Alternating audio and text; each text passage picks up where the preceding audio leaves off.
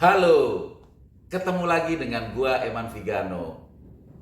Pembahasan kali ini agak-agak serius ya. Oke, kalau sekiranya teman-teman, gue males bang ngebahas atau ngedengerin soal repro, teman-teman boleh skip. Tapi buat teman-teman yang pengen menyimak nih, bukan fenomenal ya, tapi pergerakan di perpespaan yang sekarang ada, teman-teman boleh simak ini. Dan kalau teman-teman mungkin kurang sependapat atau mungkin berbeda pendapat, teman-teman boleh tulis di kolom komentar juga, kita saling melengkapi. Yang pasti ini pendapat gue, ini pandangan gue. Topiknya betul sesuai thumbnail, Vespa Repro. Apa sih Vespa Repro? Menurut gue, Vespa Repro itu Vespa yang dibikin, baik itu ada base-nya atau basicnya, atau dia bener-bener murni dari plat. Repro sendiri itu kan bikin ya, reproduksi, dibikin ulang gitu. Nah, yang dipakai basic itu ada dasar dari bahan Vespanya nih, customnya. Dari apa sih biasanya? Kita langsung ambil aja tipe ya, biar lebih gampang. Contoh, tipe Vespa SS yang masuk dalam kategori Vespa small frame. Itu dia ngambil basicnya dari Vespa 90 spesial atau Vespa PTS. Ambil yang dari paling murah dulu. Kalau mau agak lebih mendekati, modalnya lebih gede, mungkin ngambil dari Vespa Darling gitu. Itu untuk basicnya ambil. Nah, kalau untuk large frame, biasanya nih kalau untuk menduplikasi menjadi VBB itu malah pakai bodi belakangnya, itu pakai bodi belakang bajai gitu, bajai super. Itu karena bentukan bodi belakangnya menurut gue sih, dan yang dari gue amatin itu gitu. Nah, tapi balik lagi, pinter-pinternya builders atau yang ngentreng nih, kalau dia jago biasanya dari super. Nah, untuk tepongnya sendiri bagaimana? Untuk large frame biasanya dia udah ada tuh yang ngejual tepongnya, atau dari buatan Tegal maupun buatan 3 huruf, kita sebut aja lah SIP. Itu udah ada yang jual itu. Bahkan untuk small frame, untuk 90 SS dia udah jual tuh sayap depannya tuh gitu. Soal kepresisian, nah teman-teman mungkin bisa menilai sendiri. Kalau menurut gua agak kurang sih ya gitu. Malah lebih jago builder-builder kita nih di Indonesia gitu. Nah, untuk wide frame ini umumnya dia benar-benar ngebangun dari nol ya, ngebangun. Jadi benar-benar murni nih. Gua sih kalau untuk ucapan belum pernah lihat di basicnya apa. Ada beberapa yang bangun dari basic Vespa 60-an, tapi kagak mirip-mirip acan jadinya malah gitu. Jadi yang gue lihat sih itu ya, karena dari tipenya aja udah beda, udah tipe wide frame sendiri gitu.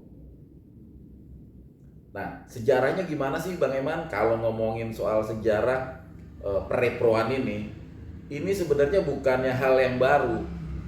Zaman dulu udah ada gitu. Tanpa kita sadari, tanpa kita tahu, sebuah toko besar di Jakarta, ya kan, dia pasti namanya ngerepro gini, secara diam-diam dia bikin gitu. Tempat yang ngejual gua tahu, dia bikin tempat repronya juga gua tahu gitu. Cuman yang gua tahu pangsanya dia waktu itu keluar. Tapi kan nggak tutup kemungkinan teman-teman yang di dalam juga yang tahu-tahu YTTA kalau bahasa anak sekarang juga pada ikut beli. Ada yang customernya juga lah gitu. Jadi ini bukan hal yang baru. Bahkan seorang kolektor juga itu ada yang bikin juga, itu ada yang bikin di suatu daerah lah, gue nggak usah sebutin namanya, gue tahu dan pasti itu dia juga bikin hal-hal yang kayak gini. eh, itu kan cuma segelintir dan media juga nggak ada, dan ini sifatnya tuh masih silently ya, diam-diam gitu. Dan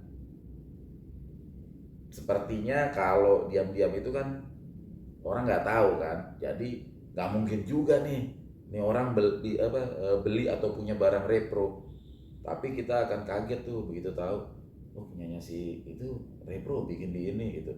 Tapi itu cuma jadi obrolan sambil ngopi aja gitu, karena untuk megang, untuk tahu, untuk melihat pun ya kita nggak mungkin kan. Paling kalau pas lagi di event doang dia datang, kita bisa telisik tuh gitu. Dan kalau bikinannya cakep 1:1, udah keder kita. Kedernya satu dari owner yang kayaknya nggak mungkin deh dia pakai repro, ya kan. Yang kedua bikinannya halus, jadi kita keder nih, ini ori apa repro gitu. Nah, masuk bagian apa aja sih yang direpro? Yang direpro semakin kesini semakin canggih ya. Nggak cuman dari, mungkin kalau setang juga teman-teman udah tahu banget. Balik lagi, sekarang justru setang banyak banget ambrek-ambrekan direproinnya.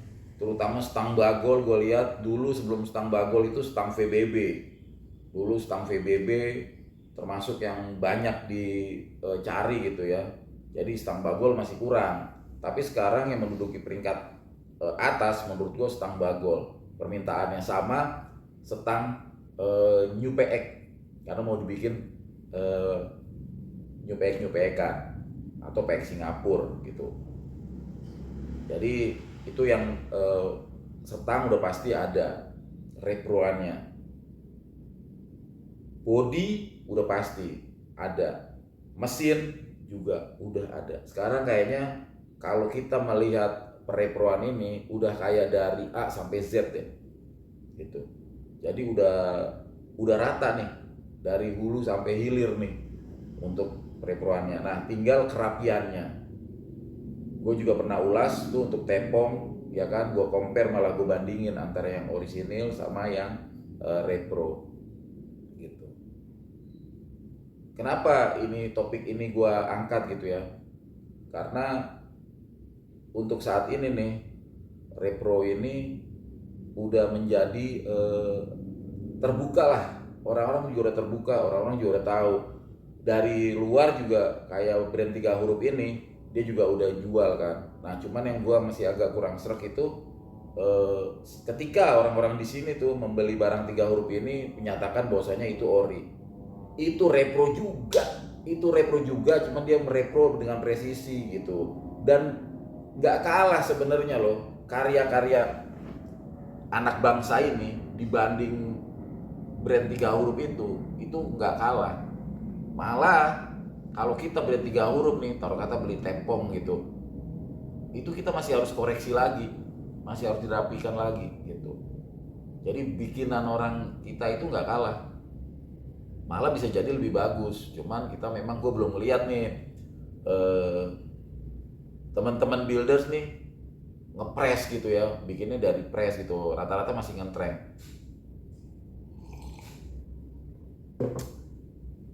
Balik ke kondisi yang saat ini nih, yang saat ini kebetulan kemarin, kalau kita mengacu yang terdekat banget, kebetulan kemarin gue dikasih kesempatan nih ngebacotin Vespa VL Repro di publik loh. Biasanya kan gue cuman di konten di video ya, ini di publik. Sebelumnya juga gue pernah sih di publik gitu ngebahas Vespa Orisinil. Nah, ini gue ngeliat yang repro nih, karena topik kita lagi soal repro ya. Gue ngeliat reproan ini, waduh, gila. Iya, gokil sih. Mungkin nggak 100% ya, karena beda antara pekerjaan pabrikan dengan pekerjaan kentrengan ini mungkin beda. Tuh, ada beberapa gue bilangnya artis ya, artis kentreng ini ada yang jago banget, ada yang mirip, cuman emang perlu waktu dia, perlu waktu dan lama banget gitu. Itu ada yang jago, jadi dia nggak cuma sekedar ngedempul, main dempul. Nah untuk produk yang kemarin gue bacotin, ya gue bisa bilang mungkin 80 atau 90% mendekati itu. Dan mungkin kalau orang awam ditaruh gitu mungkin nggak tahu, mungkin nggak tahu apakah ini ori atau enggak gitu. Gue malah bisa kayaknya nggak 80%, mungkin udah 90% gitu. Sekarang kalau seandainya barang itu ada yang beli nih, seumpama taruh kata artis lah atau gimana, atau siapa ya, atau nggak usah jauh-jauh deh, seumpama gue yang beli gitu dan itu terselubung gitu, mana tahu loh kalau itu repro, ya kan? Gue main orian, main orisinilan nih gue nih, terus ada barang itu. Apalagi ketika gue pegang suratnya juga, ketika isiannya, bahasa gue isiannya untuk perintilannya, ketika isiannya gue taruhin semua nih, yang orisinil, yang apa segala macem, keder lo pasti lo, keder, karena udah nyampur nih antara yang ori apa yang enggak, walaupun tetap pasti ada miss-nya, namanya juga repro, dan miss-nya itu akan diketahui oleh orang-orang yang mengerti gitu. Nah, ngegeser sedikit, sebenarnya teman-teman, yang di repro saat ini atau yang di duplikasi gitu ya, atau yang dipalsukan lah bahasanya yang lebih ini, gue sebenarnya ini dari tadi mencoba mencari padanan kata-kata yang halus. Kalau bahasa gue itu, sarkas gue itu kutukan, tapi kalau sekarang udah nggak layak dikatakan kutukan. Kenapa? Dulu gue bilang kutukan karena dulu itu ada era di mana Vespa VBB direpro menjadi super, dibikin kotak tepongnya yang akhirnya nggak presisi, atau sebaliknya sempat ada era VBB itu diidolakan banget sehingga Vespa super ini dirubah menjadi VBB, cuman rubahannya nggak proper, sehingga gue menyebutkan VBB kutukan karena layaknya barang yang dikutuk gitu. Biasanya kan kalau dikutuk menjadi tidak sempurna kan gitu, jadi makanya gue bilang VBB kutukan. Itu pernah ada gue bikin kontennya, VBB kutukan, dijual VBB kutukan gitu. Nah semakin kesini semakin produksinya rapi, banding 1:1, 11-12. Nah balik apa aja sih yang diduplikasi atau dipalsuin? Kalau menurut gue nih ada 3 bagian. Yang pertama, yang ini perlu nanti pembahasan yang terakhir nih, closing gue ini penting banget, tapi itu nanti. Yang pertama itu, yang paling sederhana itu, walaupun pembuatannya nggak sederhana, pemalsuan yang pertama itu adalah soal chat.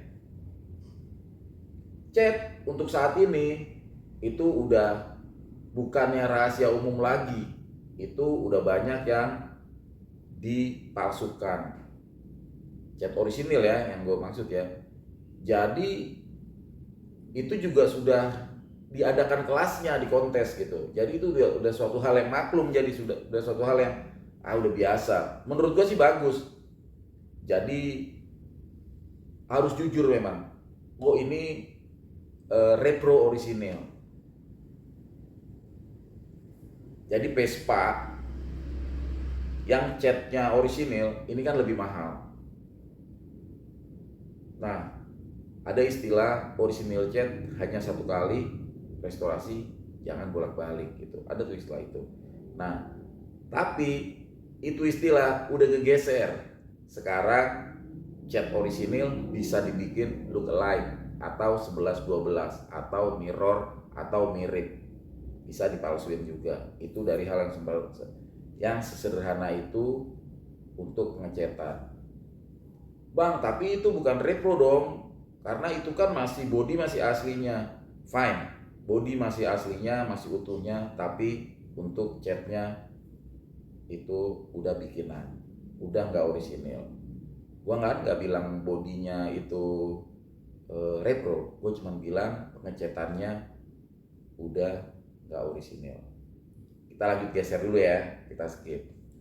Kemudian body ini meliputi body tengah, setang, spakbor, tepong, porek, itu semua udah ada repronya semua. Ini kita nggak bicara aksesoris ya, kita bicara body. Aksesoris mau udah ambrek-ambrekan, dari yang mirip banget, mirip agak, cumi, kagak mirip, hancur-hancuran juga banyak. Pilihannya tergantung kantong. Yang lebih bagus dari orinya juga ada, gila kan? Nah, mesin juga ada ternyata.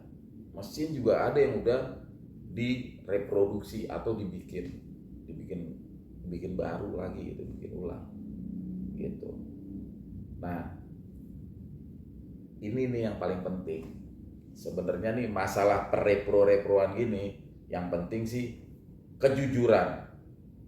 Karena biasanya saat ini mirip dan saat ada orang lain yang nggak tahu nih ini mirip atau enggak, ini nih yang rawan dari penipuan, atau bahasa gue ya kejeblos dia loh gitu. Jadi baik palsu atau apa, custom lah bahasanya biar enak ya, kita cari custom, baik custom paint, custom body, custom engine, menurut gue yang jual kudu jujur. Biasanya sih yang gua simak gitu ya, kejujuran itu akan luput di ketiga atau di keempat atau di setelah keempat. Maksudnya begini, rata-rata ya kalau yang gua lihat builder sini pada jujur, karena dia menyatakan ini produk repro segala macam. Sampai ke tangan kedua dia masih jujur, oh gue beli repro nih, gue jual ketiga, keempat. Nah, setelah mungkin ketiga, keempat, itu akan bergeser dalam artian dia akan main tengah, karena dia tahu nih produknya, dan tentunya karena pengen dapat cuan, dia akan bergeser, dia akan bilang gini, gue nggak tahu dapatnya begitu, jadi ketika jual motor ini kondisi begini gitu, dia nggak mencantumkan ori nggak atau apa gimana, tapi begitu ditanya, bang ini ori apa enggak, gue nggak tahu dapatnya begitu, selesai. Jadi pandangan gue hanya itu, yang penting kejujuran.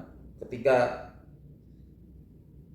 lo ngebikin atau lo ngebeli dari si pembikin, ketika itu masuk ke ranah mau dijual atau buat dijual atau mau jualan, ya lo kudu jujur menyatakan itu custom atau reproduksi.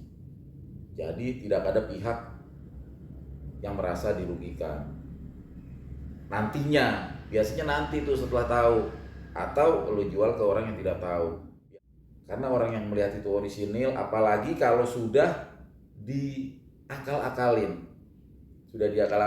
dibersuratin, dikasih nomor rangka yang benar sesuai dengan surat, sesuai dengan mesin. Nah, akhirnya ada evil eyes di situ. Mata setan karena mencari keuntungan. Nah, itu di situ tuh. Apalagi kalau pedagang berkedok, waduh, gua nggak tahu dapatnya begitu. Kalau teman-teman dapat pedagang dan dia benar-benar pedagang ya, itu nggak mungkin dia akan bilang gua nggak tahu dapatnya begitu. Itu antara dia pedagang baru karena dia memang nggak tahu dapatnya begitu, atau dia pedagang lama yang menutupi sesuatu. Karena kalau pedagang lama, pedagang yang udah bermain di situ, dia pasti tahu akan apa barang yang dijualnya gitu. Jadi pandangan gua untuk Vespa custom ini ya udah gas aja. Hobi itu nggak perlu memaksakan. Mengingat harga Vespa sekarang yang gila-gilaan, ya kalau kemampuan kita sampai di Vespa custom ya go ahead aja, nggak masalah. Untuk rasa gimana bang? Apakah sama? Apakah gimana? Menurut gue dari yang gue pakai itu rasa dalam arti untuk dipakainya mungkin sama ya, mungkin sama ya udah sama, ada suara treng-trengnya juga, terkecuali kalau dilistrikin jelas dia akan menjadi silent mode ya kan. Tapi dalam artian dia dikasih mesin dengan versus dengan yang mesin juga di compare itu secara rasa feel sama. Yang membedakan itu rasa apa? Rasa proud, rasa kebanggaan karena lo punya asli, punya orisinil dibanding lo punya yang custom pasti berbeda tuh di situ. Ini gue bicara fair-fairan ya, maksudnya belak-belakan aja, pasti berbeda gitu. Rasa yang itu, dan rasa itu kan yang tahu kan diri sendiri. Vespa itu soal rasa nih, jadi jangan dipaksakan rasa itu. Buat apa kita memiliki barang yang mahal ya kan? Kalau bahasa anak sekarang harganya nggak ngotak gitu, harus mengorbankan sesuatu. Kalau memang kemampuan yang di custom, go ahead custom nggak apa-apa. Lebih tepatnya apapun Vespa yang teman-teman pakai, mau originalan, mau custom, mau dibikin retro, kalengan, atau dibikin apapun underbone buat balap apa segala macem, yang penting sih enjoy aja, dibikin happy aja. Kayaknya gitu ya pembahasan gua soal Vespa custom. Gua salut sekarang udah banyak yang berani nih menyatakan bahwasanya Vespa custom ini ya dibilang custom gitu. Vespa replika ini ya dibilang replika gitu.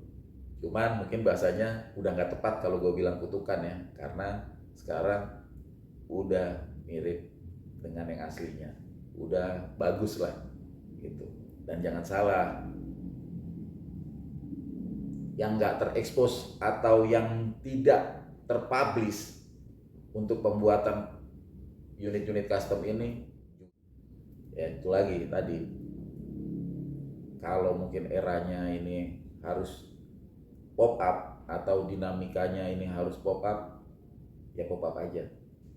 Kita bergerak, kita bermain mengikuti ritmenya. Balik ke ini pilihan. Teman-teman mau pilih, gue yang ori aja bagaimana? Atau wah kayaknya lucu juga nih punya nih gitu. Dan kebutuhannya berbeda-beda. Ada yang kebutuhannya buat investasi, ada yang kebutuhannya buat dipakai, ada yang kebutuhannya buat ajang gengsi, atau ada juga cuma buat display aja. Mungkin display cafe, display restoran gitu, yang nggak perlu juga harus kebutuhannya untuk originalan. Jadi kebutuhannya macam-macam, kebutuhannya disesuaikan aja. Kayaknya begitu aja yang gue sampaikan. Kalau ada yang kelewat atau ada yang belum gue sampaikan, teman-teman boleh tulis di kolom komentar, nanti insya Allah gue balasin satu persatu. Atau teman-teman boleh DM ke IG gue, Eman Vigano, untuk pertanyaan-pertanyaan mungkin yang lebih detail atau mungkin yang agak lebih sensitif yang mungkin gak bisa diutarakan di kolom komentar. Teman-teman boleh DM ke gue. Dari gue itu aja ya. Pembahasan pagi ini yang menurut gue agak berat ya, karena ini ngebahas Vespa custom. Sukses terus buat teman-teman semua. Kalau teman-teman suka tayangan ini, kasih tombol jempolnya. Yang belum subscribe, buruan dari subscribe, tombol loncengnya jangan lupa, dijegukin aja. Sampai jumpa lagi. Ciao.